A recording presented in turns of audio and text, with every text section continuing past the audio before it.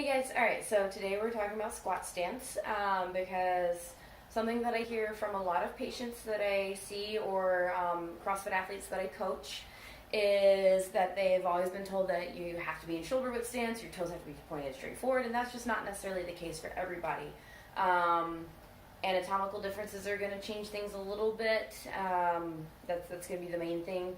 So, like for example, my hip is very internally rotated. So that's going to drastically change my squat width and my toe in, toe out versus someone who maybe has externally rotated hips.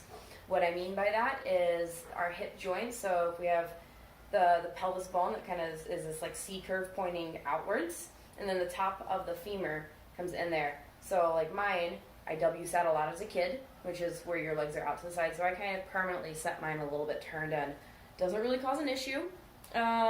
It just changes how I function a little bit as far as like where my squat stance is. It's not a big deal.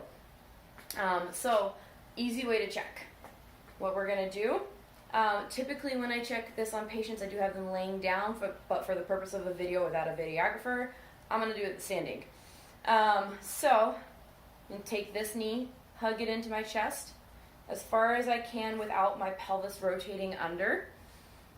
And that's going to stop about there because you want to stop as soon as you feel any kind of tissue restriction or anything. So about there is where I start to feel it. If I bring it out a little bit, I can get up significantly higher now. If I go out a little bit further, then I start getting a little restricted. So, and I do have a range. So it's from about here to about there.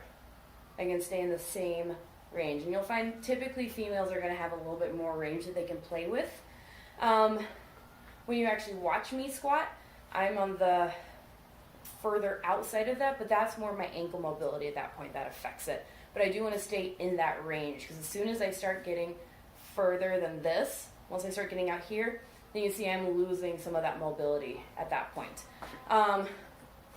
Caveat to that would be if you're a power lifter, then you want something to give you that kind of restriction so that you can use a stretch reflex at the bottom of it. But as far as CrossFit goes, you want to play with that maximum available range of motion that you have.